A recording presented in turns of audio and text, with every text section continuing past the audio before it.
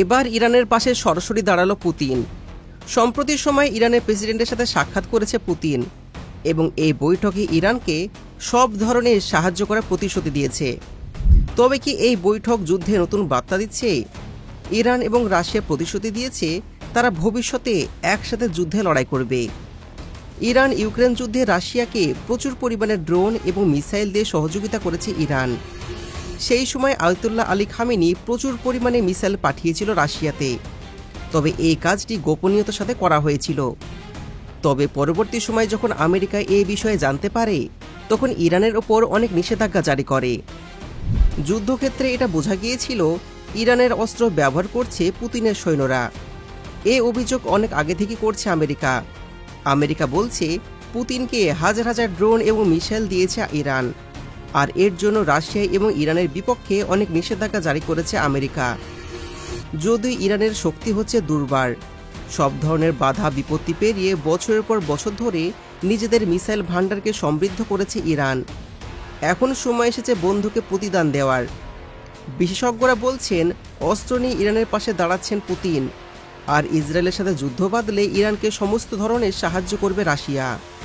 পশ্চিমা সূত্রে ইরানকে অস্ত্র সরবরাহ করলে রাগে জ্বলে পড়ে যাবে আমেরিকা, আর সেই সুযোগকে কাজে লাগাতে চান বুদ্ধিমান পুতিন।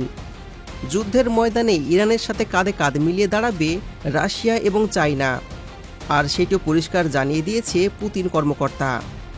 এবার ইরানকে সমর্থন করতে সরাসরি মুখোমুখি হয়েছে পুতিন। একটা বৈঠকে বিভিন্ন কৌশলগত আলোচনা করেছে পুতিন এবং ইরানের প্রেসিডেন্ট। এ অনুষ্ঠানে উপস্থিত ছিল আরও বড় বড় কর্মকর্তারা। বর্তমান পরিস্থিতিতে পুতিনের সাহায্য তেহরানের একান্ত প্রয়োজন। বর্তমানে ইরান ও রাশিয়া একে অপরের উপর নির্ভরশীল। ইসরায়েল ইরানের হামলা ঠিক আগের দিনেই তেহরানে সফর করেছিল রাশিয়ার প্রধানমন্ত্রী।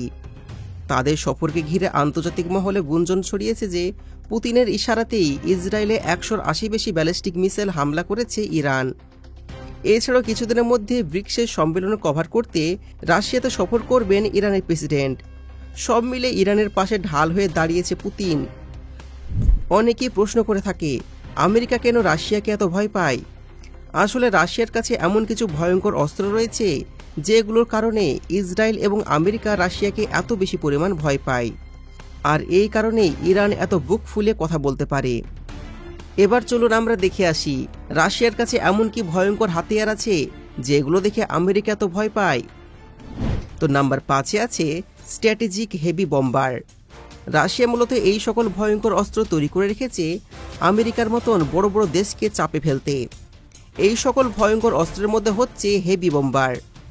রাশিয়ার কাছে মোট 3 ধরনের হেভি বম্বার রয়েছে। এগুলো হচ্ছে টুপ লেভেল 22M, আরেকটি হচ্ছে TU-95 এবং 3 নম্বরটা হচ্ছে পৃথিবীর সবথেকে বড় বোম্বার TU-160। এই বোম্বারগুলো যে শুধুমাত্র পারমাণবিক বোমা হামলা করার জন্য ব্যবহার করা হয় এমনটা নয়, বরং পারমাণবিক হামলা করার পাশাপাশি বোমা হামলাতেও, মানে নর্মাল বোমা হামলাতেও এগুলো ব্যবহার করা যায়। ঠান্ডা যুদ্ধের পর এই বিমানগুলো কখনোই পারমাণবিক বোমা আর বহন করেনি। তবে ঠান্ডা লড়াইয়ের সময় রাশিয়া এই বোম্বারগুলো দিয়ে পারমাণবিক বোমা এবং হাইড্রোজেন বোমার পরীক্ষা চালাতো। রাশিয়ার হাতে থাকা TU-22M হচ্ছে পৃথিবীর সবথেকে দ্রুতগামী হেভি বম্বার। এর গতি হচ্ছে 2300 কিলোমিটার প্রতি ঘন্টা, অর্থাৎ এটি একটি ফাইটার বিমানের থেকেও অনেক দ্রুত গতিতে ছুটতে পারে এবং পারমাণবিক হামলা করতে সক্ষম। অন্যদিকে রাশিয়ার টুপ লেভেল TU-95 হচ্ছে রাশিয়ার হাতে থাকা সবথেকে পুরাতন হেভি বম্বার। আমেরিকায় পারমাণবিক হামলা করার জন্য সোভিয়েত ইউনিয়নের প্রথম দিকের বোম্বারগুলোর মধ্যে এটি একটি। প্রায় 70 বছর পার হয়ে যাওয়ার পরেও এগুলো এখনও সার্ভিস দিয়ে যাচ্ছে। এগুলো একটানা 43 ঘন্টা আকাশে ওড়ার রেকর্ড রয়েছে। পৃথিবীর আর কোনো বিমান একটানা 43 ঘন্টা আকাশে উঠতে পারে না।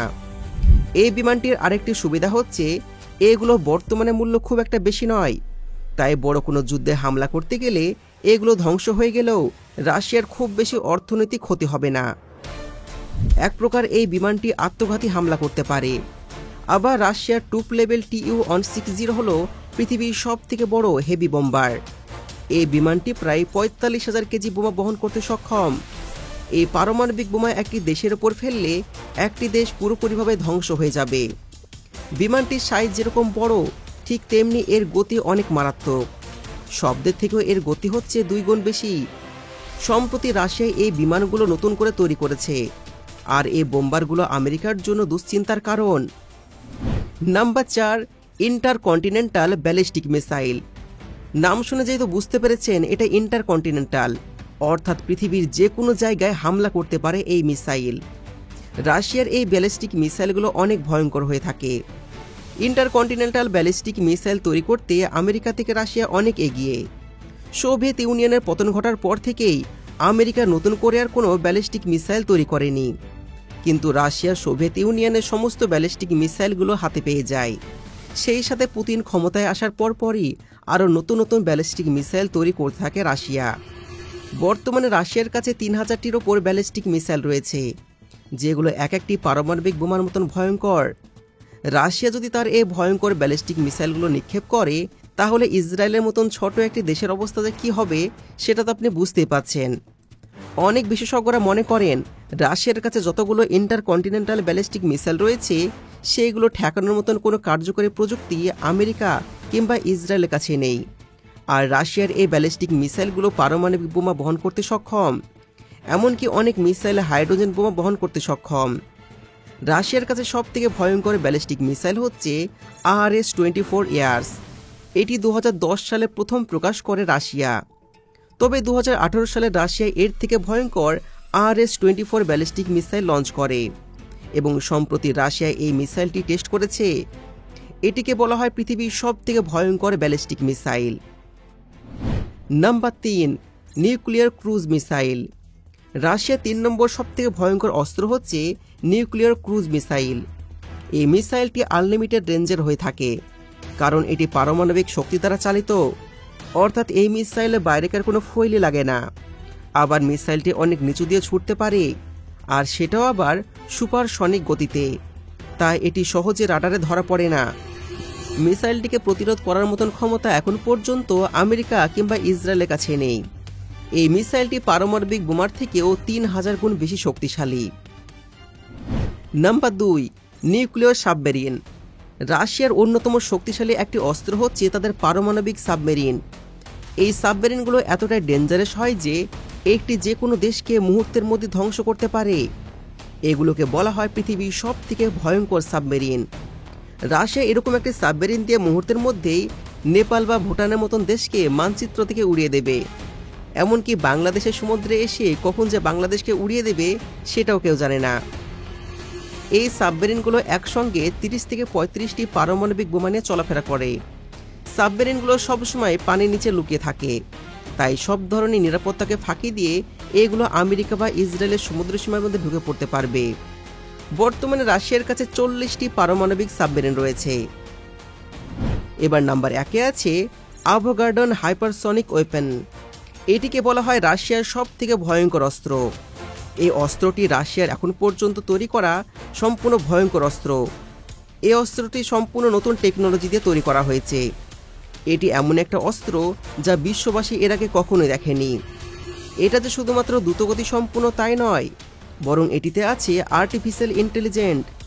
এটির দিকে কোনো অ্যান্টি ব্যালিস্টিক মিসাইল ছুটে আসলে এটি নিজে থেকে দিক পরিবর্তন করতে পারে।